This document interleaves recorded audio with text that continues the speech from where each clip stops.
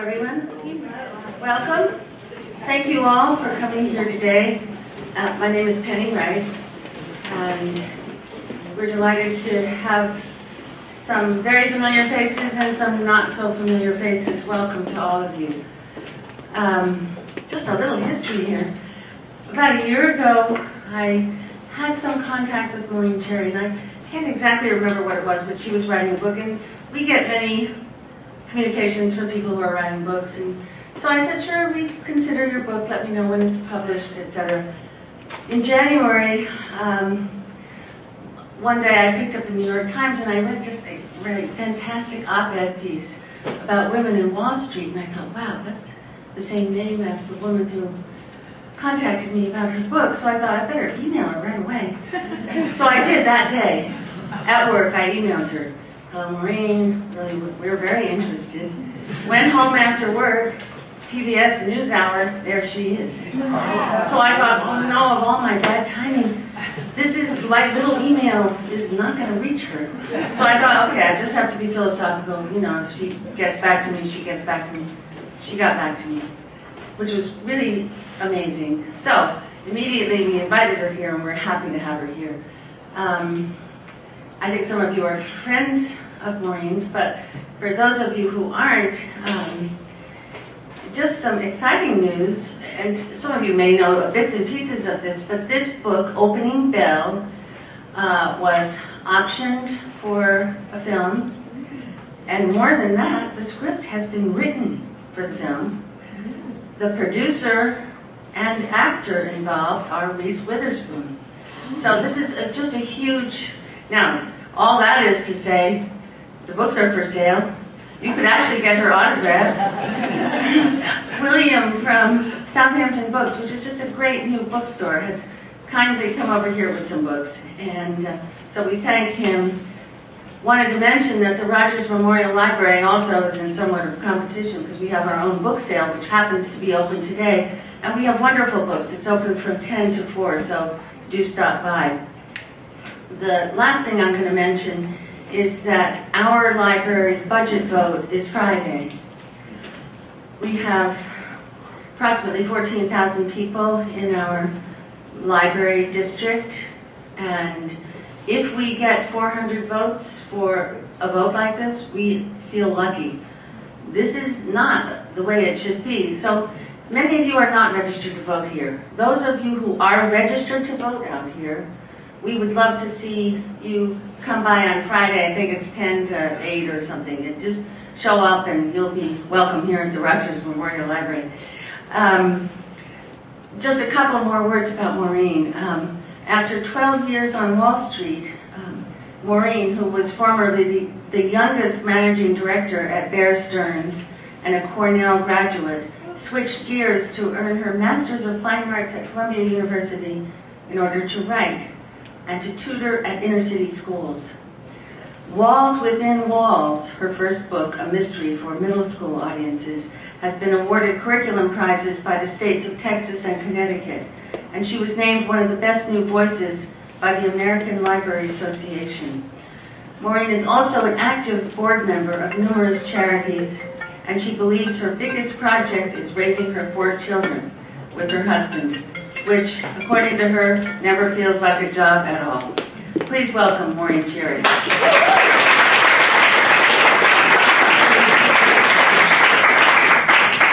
Thank you, Penny. I mean, one thing that's really been, oh, microphone, sorry. You know, it's very exciting for me to be here because of all the invitations that I've unexpectedly gotten. I really am sincere when I say when getting an email from Penny meant so much to me. So much of this book was written in this library because I have 4 children, it's busy, it's loud, there's dogs barking all the time, and so this is just such a gem of a place, and so I'm so happy to be here today. Another thing I just want to say, you know, a lot of this book I also worked on in the this summer Writers Conference, you know, at Stony Brook, Southampton there, which was also a tremendous gift to me. So I thought what I would do, though, is just talk about, you know, why do you go from like Wall Street and then you're writing kids books and then you have this other kind of out-of-the-box story. And so a little bit of the background. So when I left Wall Street, I was not leaving because there had been any particular incident or great anger, but I noticed that over the years I was there that women were really not getting much further than 12, 15 years from when I had started. And so there were all these theories, and there were always these women's groups that were starting everywhere. But they would start, and women would be partnered with other women, and you'd have mentorship programs and things like that. But I never really saw what I would call real progress past a certain stage. So I was very frustrated with this, and I was also frustrated that as I got more senior in my career, part of my job was hiring women. And so I was rolled out constantly because I was not only, I had a good job, but I was often pregnant. I have 4 kids. And so, to have someone who appeared to, quote, have it all, they thought would sell very well going to fancy business schools. So I would go and interview women and hire some women, and I had this revolving door of, I would say, every 2 or 3 years, these women would leave. And they were leaving not to, we always hear that, oh yeah, they leave because they want to have families and they don't like the lifestyle of Wall Street. And I would argue that the ones I saw were leaving was because they found the environment to be not very, women friendly. And they also, many of them just felt like, I think as I did, that after a certain point your career wasn't really going much further. So I noticed that at other firms, Morgan Stanley, Citigroup, JP Morgan, there were class action lawsuits where women brought very serious lawsuits and won giant settlements against the banks mostly for harassment, but also for unfair pay. And some of these settlements, they were using the money, like for instance at Morgan Stanley, a $54 million settlement went to set up programs where they would benefit women and women's progress within the bank. And still, the progress wasn't being, I did not witness that much progress, and I think it's fair to say that it just didn't happen. But what I would argue that what was really holding women back was that stories like this, like Belle's experience in my book, stories like this were not being told, and they weren't being told, and this is what I wrote about in my op-ed piece. There's an arbitration rule on Wall Street, and that says from the first day you sign up, you sign something called a U4, and this says that if you ever have an issue with the place, you're going to settle it in-house. So when these women that I would hire were leaving, they were taking a settlement. They were signing a non-disclosure agreement. A check was, exchanging hands very often, not all the time, but it was. And so the story is never told. So this cycle of this hyperbarically sealed world just went, on and on and on. And so this story was always in my head, and I kept thinking, I would love to write about that world because I did not sign a non-disclosure agreement or accept any kind of money like that. And while perhaps that would have been a more lucrative way to go as opposed to writing, I remember saying, when I was leaving, I had an exit interview, and I met with somebody, and I said to this woman who wanted me to sign a non-disclosure, I said, I don't really know how me accepting money is going to help women coming behind me. And so she had no answer for that. She was quite flustered. And so I left, and then they were upping the ante because I think it made my firm a little bit nervous. And so I didn't do anything with it, but I did start a Master's in Fine Arts program, and I did take a nonfiction class. And in the class, I would write stories. I would write stories about little things that had happened on Wall Street. It's mostly like financial stories. So there was, as I said, they were nonfiction. But I would turn them in, and the class would all, share and express their views on it. And the professor to me one day said, Maureen, this is a great story, but this is a nonfiction class. And it really underscored to me how out of the box some of these stories were and how different they were from the rest of corporate America, what women on Wall Street I felt were experiencing. So I wrote a nonfiction book. It was called The Glass Ceiling Club. It sold at auction. And this was a long time ago, and it sounded like a very Cinderella story. You write your first book, it sells very quickly, and then what happened is my publisher at the time, this was Hyperion, is part of a conglomerate. So ABC, Hyperion, Disney, and what I think this is my fault, I never sat back and thought, who are the bankers for for that conglomerate. So the book was killed. And everybody got paid, so my agent was happy, my editor was happy, everybody was, it was as if the whole run of the book had sold out. And so, but I was, again, frustrated. I, retreated to the world of fourth graders. With 8 to 12-year-olds, I wrote a mystery called Walls Within Walls, and, I kind of just tried to let it go. But as recently as last year, Goldman Sachs had another one of these class action suits filed against them. And I thought, I thought the story was old. Maybe it's not so old. And I went back and I interviewed women who had the position that I used to have. And it was interesting. Some of the overt harassing behavior had gone more underground. But a lot of it was still in existence. And even worse than that, I felt that there was almost this feeling that the women were on the outside looking in, that they no longer felt a part. I did feel a part of our training floor, for better or for worse. I got the feeling that they don't feel like that any longer. And the few women who had children felt particularly ostracized. And so I just wanted to write a book like this. I wanted to place it right at the mortgage crisis, because another thing that I kept feeling was that people didn't quite understand what happened with the mortgage crisis, because it is so complicated. And I thought sometimes in news reports and some books that have been written about it, like Too Big to Fail, were so dense that I didn't see people who were not in the financial world probably not picking up a book like that and digging into it. And because I do care a lot about financial literacy in this country for everybody, and I do think it is the cause of some problems, people who live beyond their means, people who don't invest well. Like, one statistic that breaks my heart is that far more women than men retire into poverty.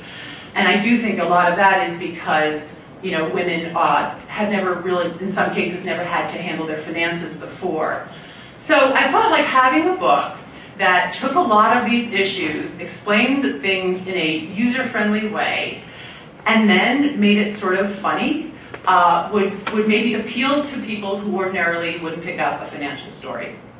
So that was really the background of what I wanted to do with this. And I wrote it. I had Simon & Schuster picked it up.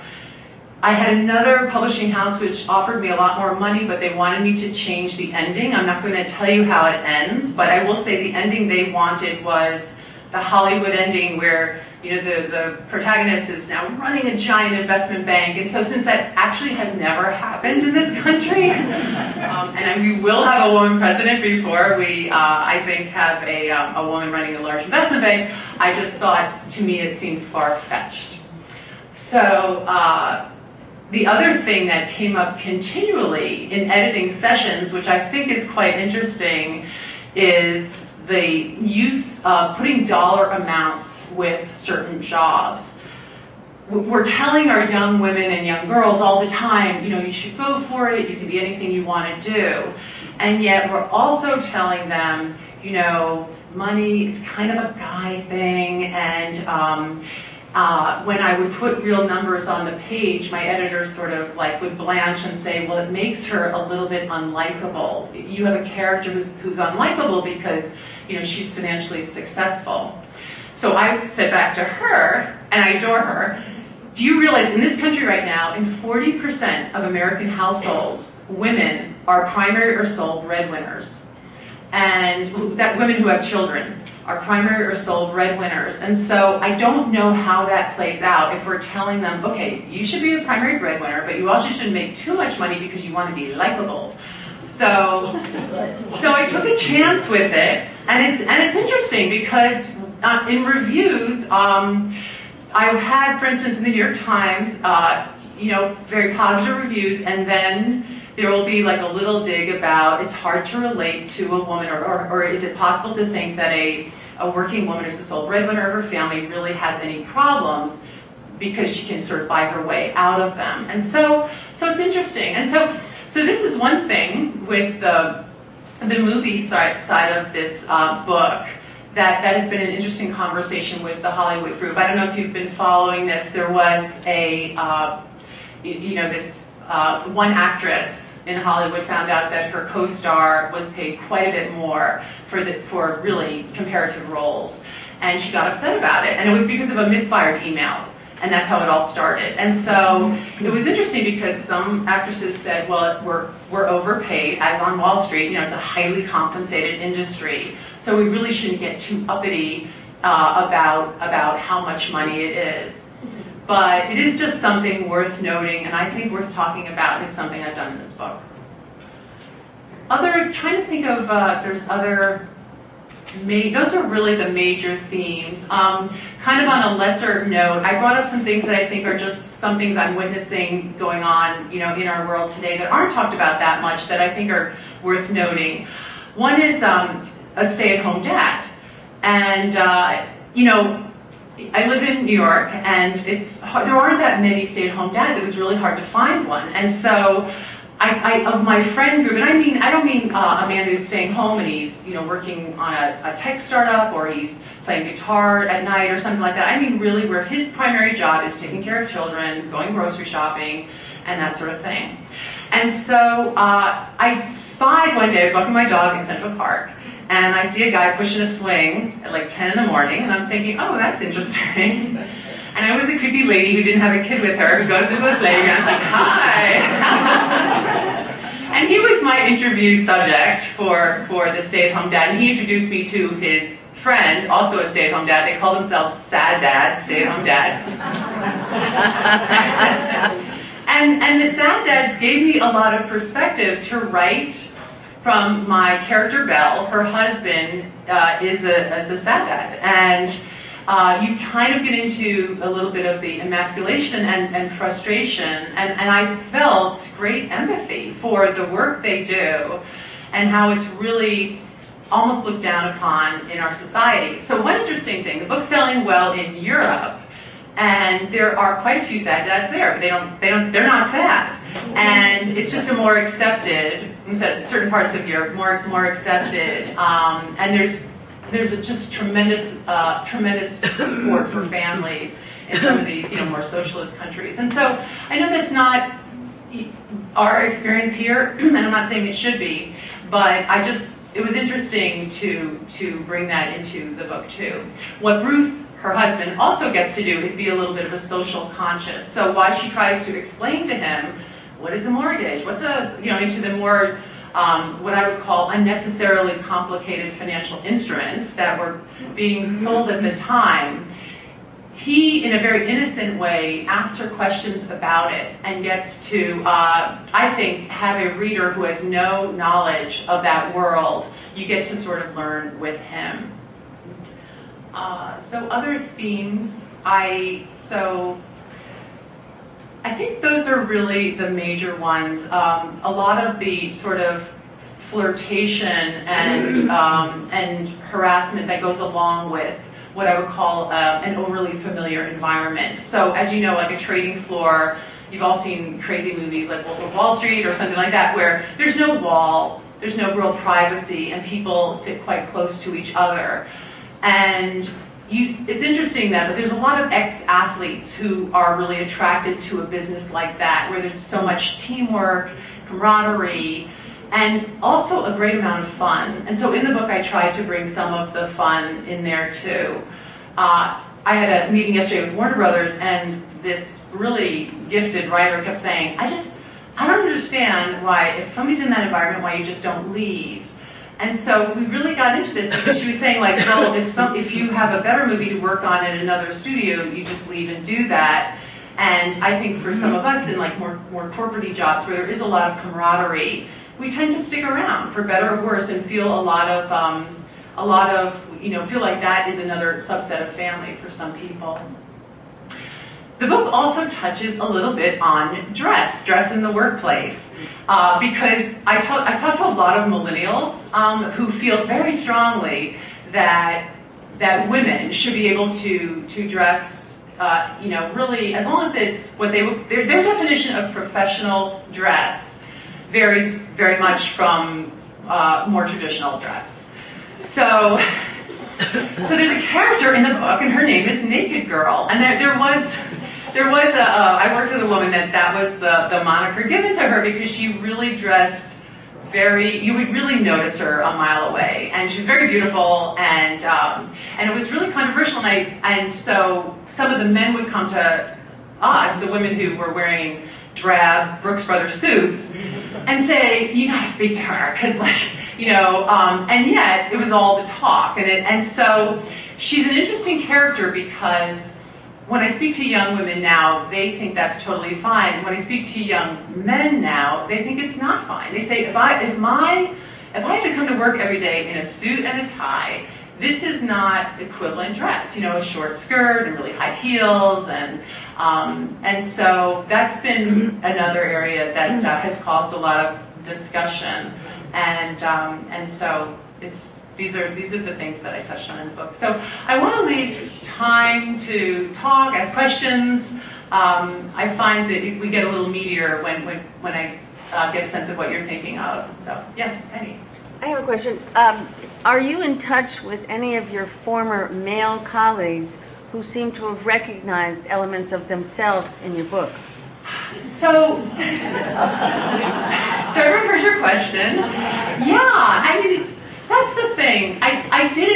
One thing I'm so happy about to have this as a novel as opposed to a nonfiction book. My intention was never to destroy families or name names. It was to talk about an industry that is continually trying to, I think, better themselves and trying to figure out what's not working for women.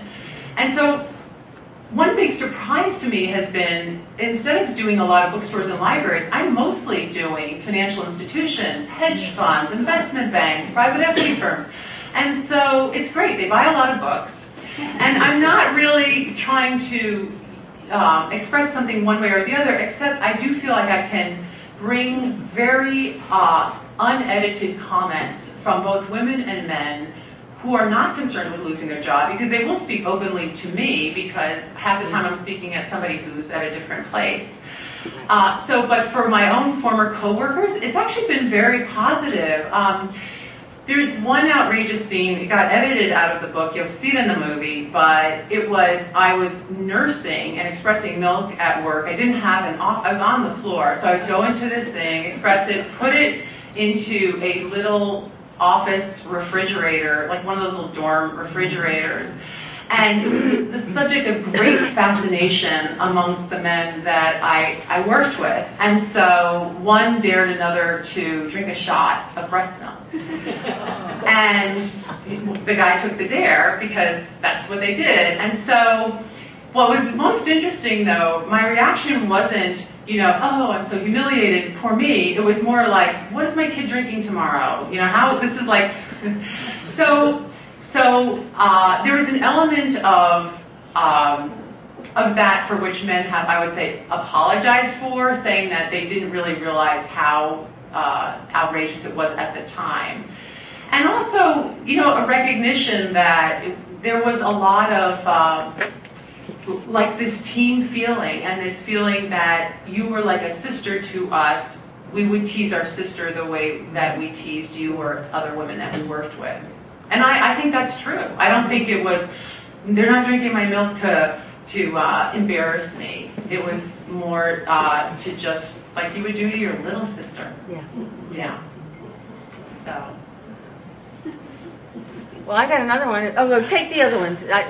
Take whatever comes. I just want to reinforce maybe, I did basically what you did for 30 years. There is a naked lady at every firm. Yes. There are milk drinkers at every firm.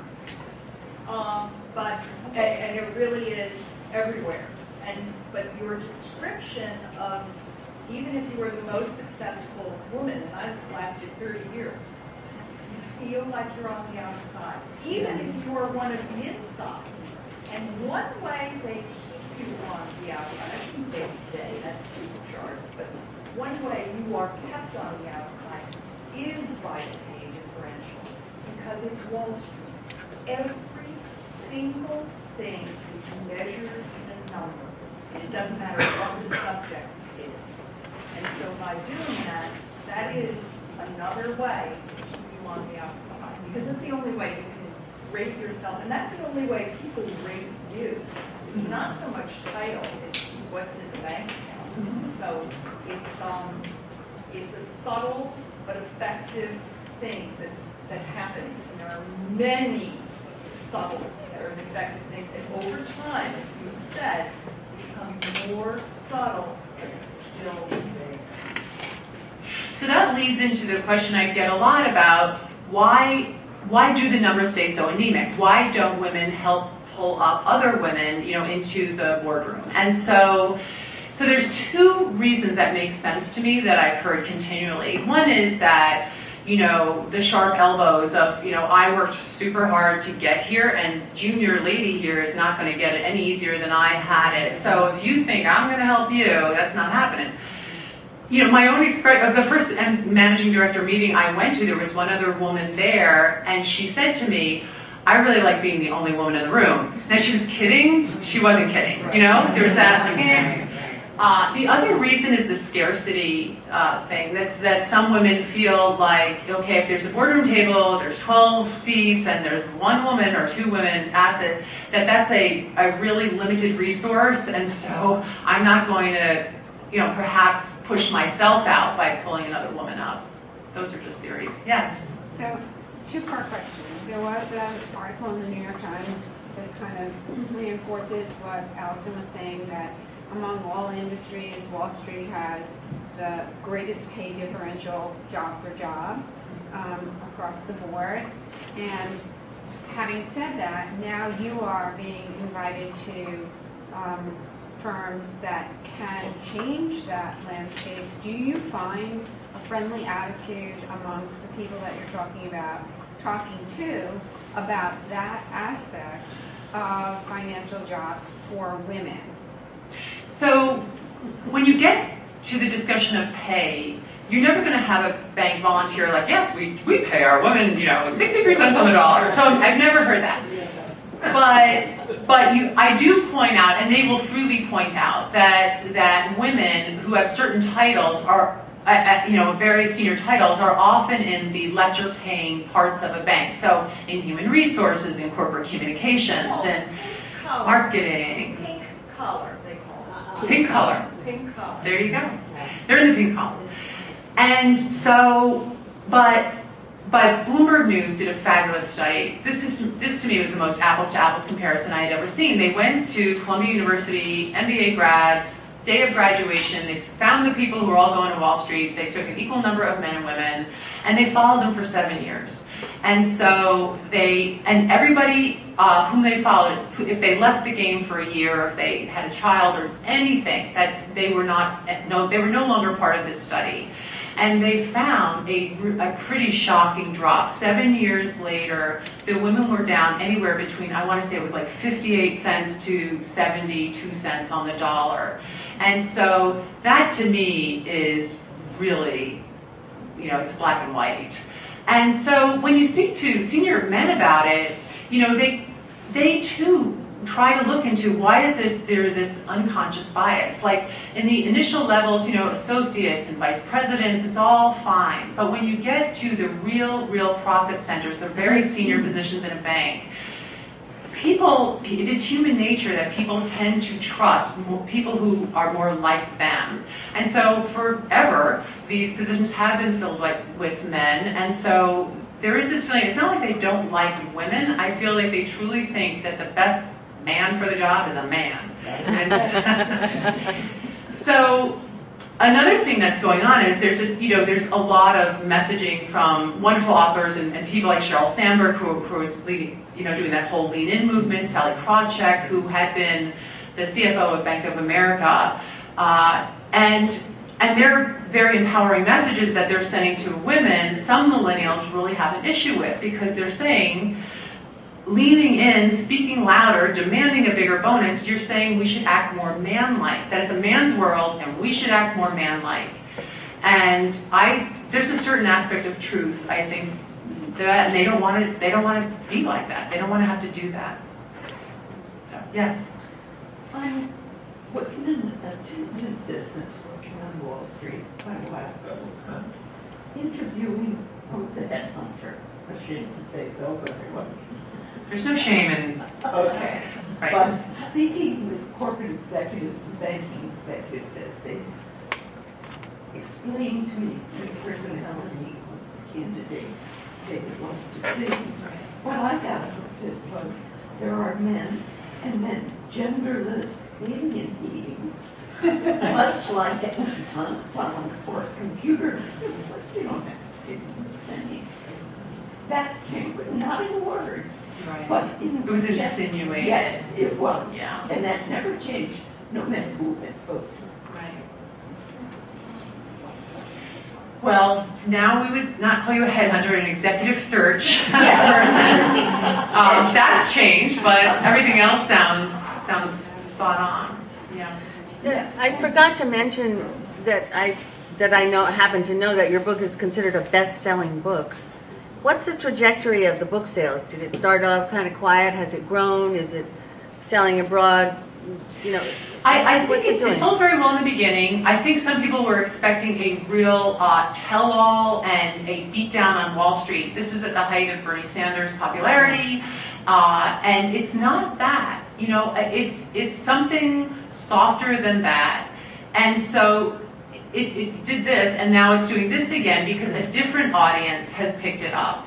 And one thing that I really I feel great about is the amount of emails I get, and my daughter who's here, there, Kira, she reads them to me often, and because some of them are horrible and I don't want to know about like how big my forehead is or something like that. So she keeps those. But the ones that have some meat to them about personal experiences, a lot of women want to tell me their story. And what I love is it's not Wall Street. A lot of them are, I work as a researcher, I'm in med school, I cannot tell you how many different walks of life this same theme rings true. If I were to say what differentiates one from another, it's the culture at each place. I think now some banks, I spoke recently at Bank of Montreal, I was really, really impressed with what they're doing and how the numbers of men and women is much more equal than I've ever witnessed before. A group at Morgan Stanley called Parity only invests, so they do it has a private wealth group where they only invest in companies that have a board of at least 30% women.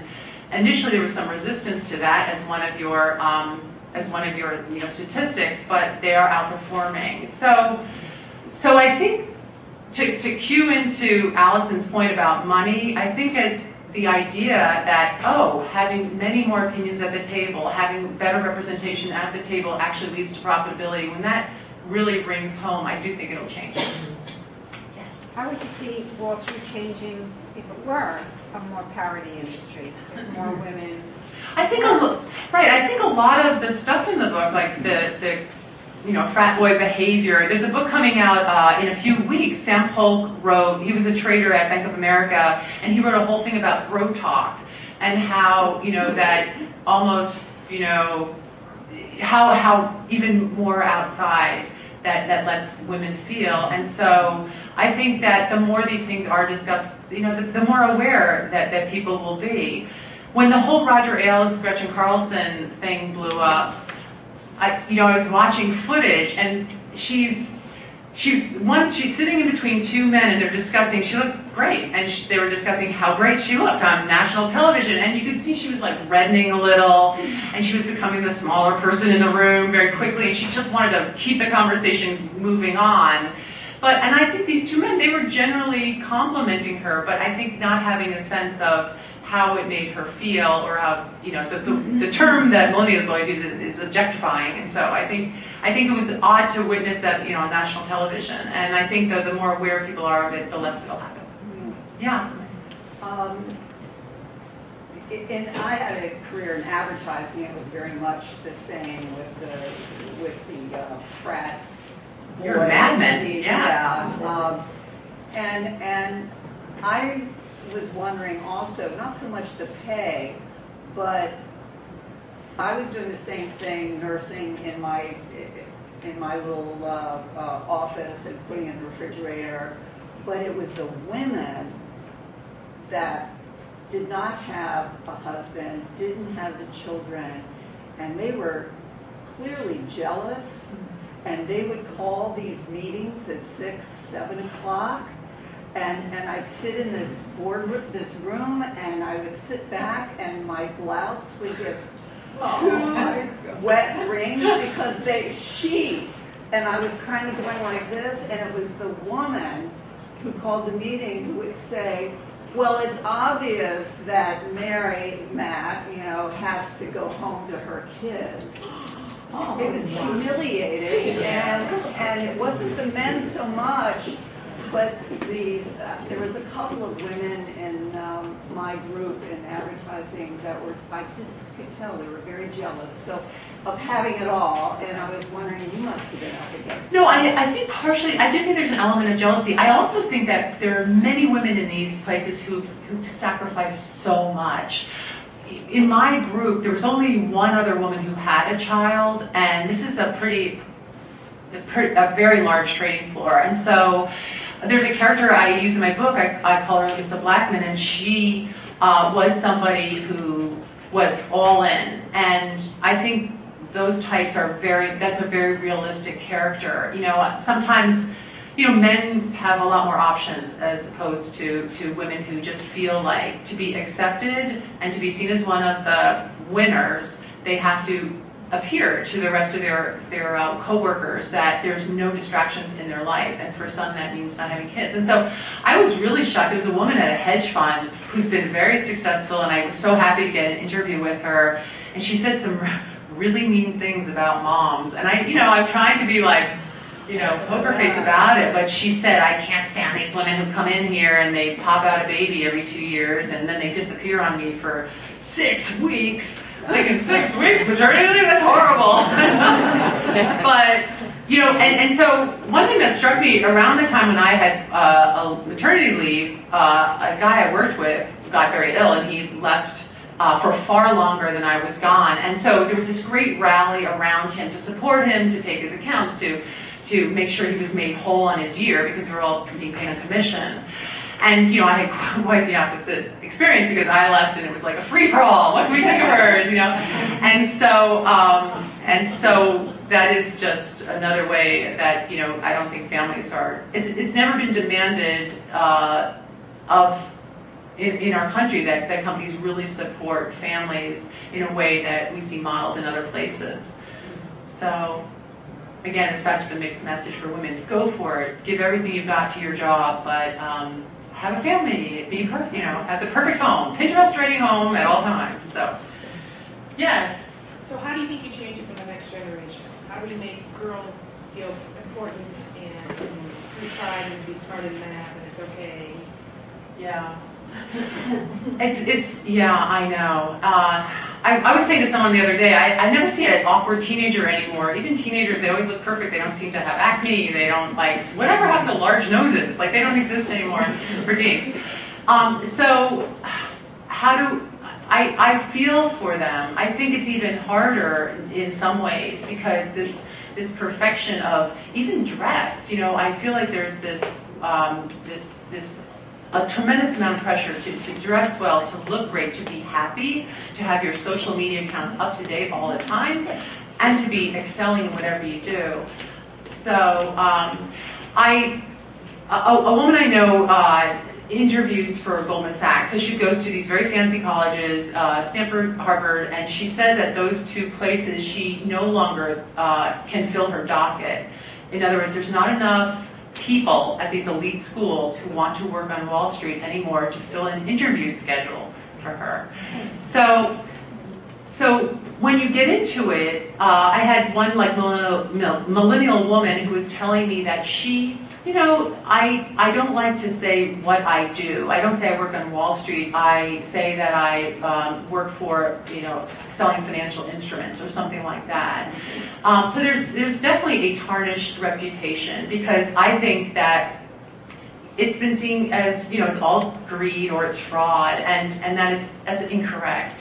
I also like to tell young women when I speak in front of a group of young women that I don't think you will get a better life route education as in the financial world because you can kind of go anywhere and do anything with it once you have a really good sense of how to read a balance sheet or income statement And the wonderful thing about these large institutions is you can make a lot of mistakes on someone else's dime.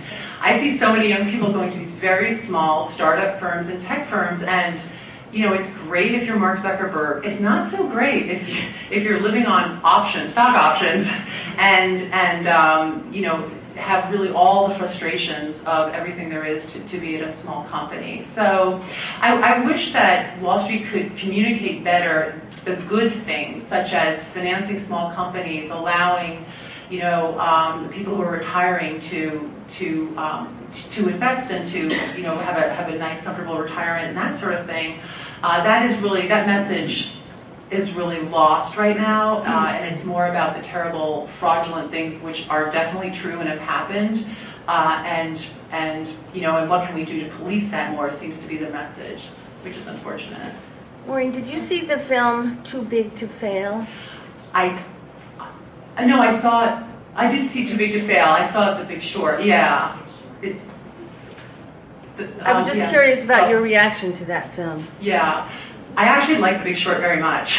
I think he did a great job, and I thought it was funny too when things were complicated to explain. He put a lady in a bathtub. I mean, it's funny. Yeah. Pay attention, right? So I thought it was really well done, and heartbreaking. There's one part of the movie that bothered me a little bit because I really do want the message to be completely accurate, and so at the end of the movie. One thing that is in fact what happened is that the loans that were taken out from the investment, that were forced, I should say, on the investment banks from the government, they were all paid back. They were paid back with quite a lot of interest. So as far as a deal goes, it ended up being, a good deal for the American taxpayer. It was at a horrific and terrible time, and I didn't think the movie had enough maybe finger pointing at some of these rating agencies, Yeah. it was incredibly terrible what went on, and so there was a lot of things that I thought were really, really well done in the movie, and some things I thought I wish they were emphasized. Yeah. I think in a lot of certainly the movies don't humanize the sacrifices of these people make to pull things together. For example, in Too Big to Fail, very little was referenced that Hank Paulson came back from Mexico with Montezuma's Revenge and spent 10 minutes or 20 minutes talking to the bankers and another 15 minutes in the John for 3 days and lived in that office. Yeah. No, I did read the book, and I think the author, Andrew Ross Sorkin, is incredibly good at breaking this complex stuff down. But were there sacrifices? I don't know. I think that there was this feeling that everything would just keep going up. But I mean, And, in their personal lives. Oh, yeah. Yes. I'd just like to know if you think this still happens. They bank wanted to fill a nice position. I had 2 candidates for them, a woman, both Ivy League graduates.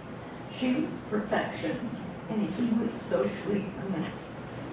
Socially a mess. Yes, Okay. no, came to the interview in shorts and denied using knives and fork properly over 8 weeks of that. Right. Okay, they interviewed both of them. I got a call from the president of the bank and says, Suzanne, we prefer Aaron. Fix him up. Take him shopping. I would like to say I don't think that happens anymore. It depends what level of a job, unless he came with giant connections and accounts with him. Maybe he did, but I would like to think it doesn't. Okay, good. Yeah. Ugly though. It is ugly. Sorry. Yes. Yes. So there is a book that came out in 2009 called The Richer Sex by Liza Mundy. And, it's a database book, and she talks about how the new majority of female breadwinners is transforming sex, love, and family. And she predicts that by 2050, she says, there'll be 140 college-educated women in the U.S. for every 100 men. And she said that her hunch is that more and more families will have women as the major breadwinner. you see that working in a family? Because it's a major part of your book, that dichotomy between a guy who stays home and runs the family and a wife who's the major breadwinner. Yeah, I don't know how it plays out, and that's why I wanted to bring the conversation up, but because I definitely am seeing it around me, and you know, in other parts of the country, it's even more prevalent, I would say, than here. So, you know, the numbers now in grad school, so, I mean, you could make the stretch that if you're in grad school, you're probably going to have a higher paying job than someone who's just with a high school degree, and so those numbers are now in the 60-something% women graduates versus men. So I don't know how we're losing men like that, and but I don't know, but it's a great conversation to have and to be aware of. By the way, we had her here at the library a couple of We years did? ago. She was great. Did she have a? And she talked about that very fact, your statistic about 40%. It was a whole discussion about this very topic, and maybe we'll get her back here someday, but It'd be nice to have a little panel. yes, it would. Yes, it would. Yes. Maureen? I'm also a Cornell graduate, School of Industrial Labor Relations. Go Big Red. Back in the day, when human resources was called personnel, and where I was encouraged to try to get a job in a nonprofit, because that would be much more likely than in any corporate kind of situation.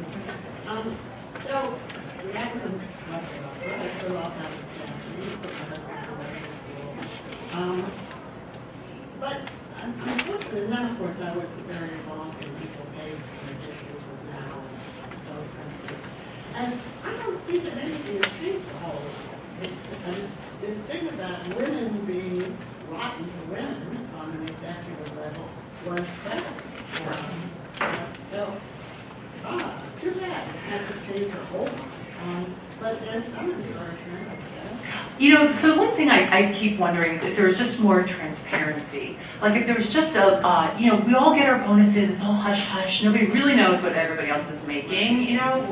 I wish there was just a way with, even if it's like within brackets, that you know if you're at a certain level, a certain amount of years, you're just like you would be, for instance, in a teaching job or something where it's just more, you know, I feel more transparent. And I think it would take a lot of these, I think sometimes people feel that there's been some bias against them that might be unfounded, and that if they knew in fact that they weren't getting paid in the right manner compared to the person sitting next to them, that maybe those feelings would go away. But I think there's just so much secrecy in corporate America as a whole that I don't think it is good for us. Corporate and non-corporate, we certainly discourage any kind of discussion of salary. Yeah. A real money. Especially women. If a guy's making a lot of money, other guys are like, oh, he makes a lot of money, that guy, he's so cool. But like, I've never known women to do that or say that. Yeah. Oh, yeah. I was also at Belle for over a decade, and before that I was a tech banker at Broadview Jeffries. And to your point, a really funny thing, and I didn't see it as much as there because I wasn't doing any HR there, but when I was an analyst in banking, we were going through resumes, and there was this one kid from Lorden, undergrad, who put under personal, where a lot of people put, you know, highly skilled and, you know, Excel, PowerPoint, whatever, or traveled extensively through blah blah. He put I enjoy eating red meat. And the whole room was like, we have to interview you. I found that hysterical. And I do think that, you know, when you look at millennials, and I'm still in the financial services business, and I talk to quite a few of them, it's very interesting to see how things have changed in their perspective. Is, you know, I was at Bear for like, you know, until in 96 until it blew up in 06. So like, you know, or 98 till 08, over a decade. They tend to not want to be married to a firm's law, like no matter what they're doing. And I feel, and I don't know if it's just the people I'm talking to, but the younger generation seems to want to dabble in things and try things out, and maybe when they get the opportunity to try something new. I think that could be very different for what we see in the future.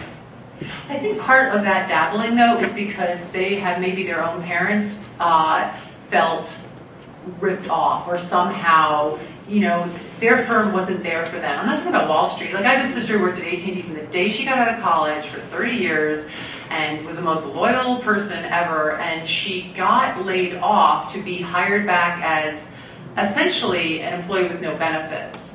And so I think, you know, millennials have seen that sort of stuff happen to their parents, and they feel no love for corporate America, as they should. And it was all in the quest, right, for profit to make the stock go up. So I get it. Yes. Hi. I worked at corporate America for 3 years, and then I left there because of a creepy boss. Really creepy. I mean, interpretation. We all know what the creepy boss is. Yeah. So I went to another firm, there's a Swedish firm in New York, and I worked there for 2 years. It was so boring, so awful. So I had a sister who was home who had left Wall Street because she was pregnant and had babies, and she would never work. Well, she just couldn't back then. And she encouraged me to go into the airlines. So I said, the airlines, but I've never flown. How do I know I like being working for the airlines? And she said, no, you'll like it, go, go, go. So I went to the airlines, and it was wonderful. It was absolutely wonderful. And I know there's a lot of stories and in-house things that go on in the airlines as corporate America and everything else. But I never saw a more equal parity in crew members and in everything that went on, you know, as in there, except when we got pregnant, you know. Then it was finished. We wanted no part of you anymore.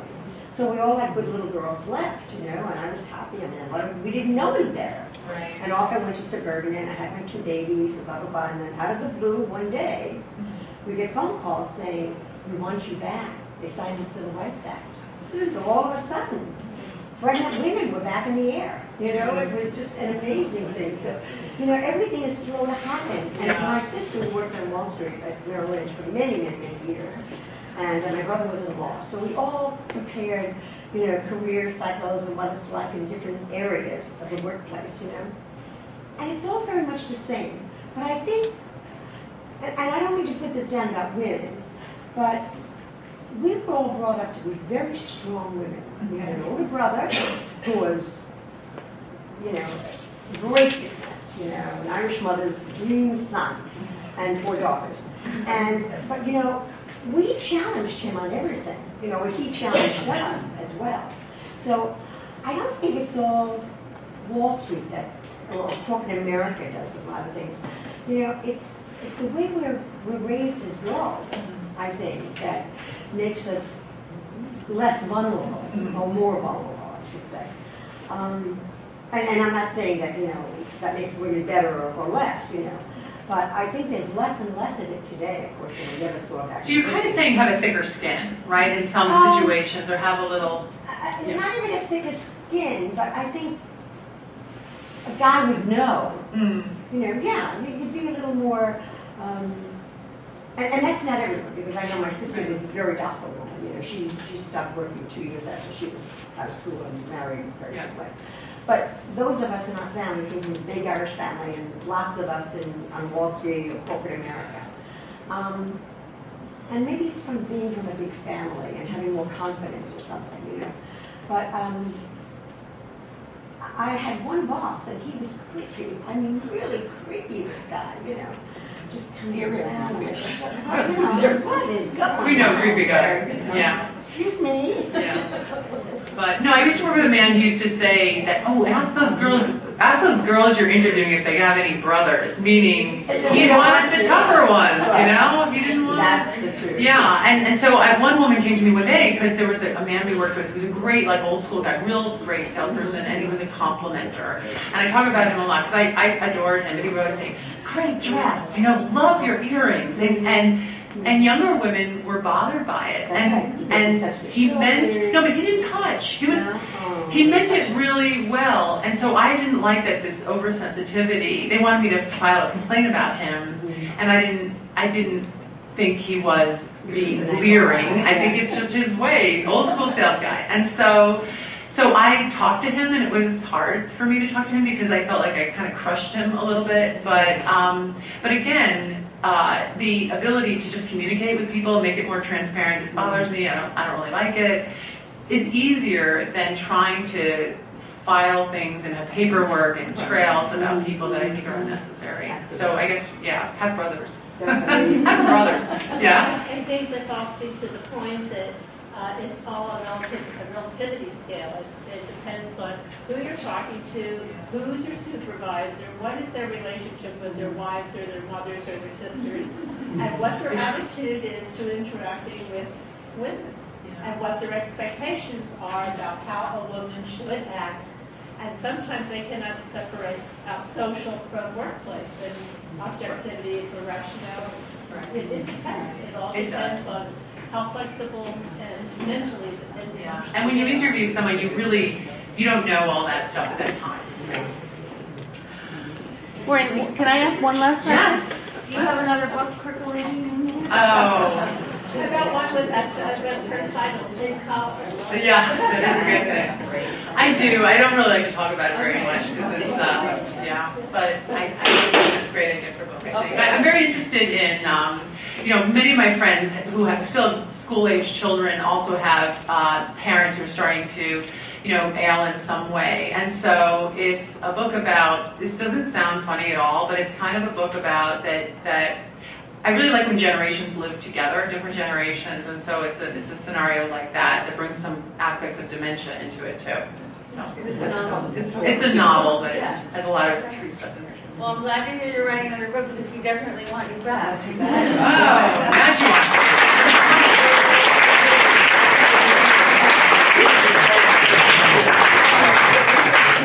It's fascinating book. And by the way, I loved your book. Thank you. I really loved your book. Thank you. Now, this is not the biggest gift you've ever been given. This is a Rogers Memorial Library pack for you. Matches your best. And I thought it was a free pass for my overdue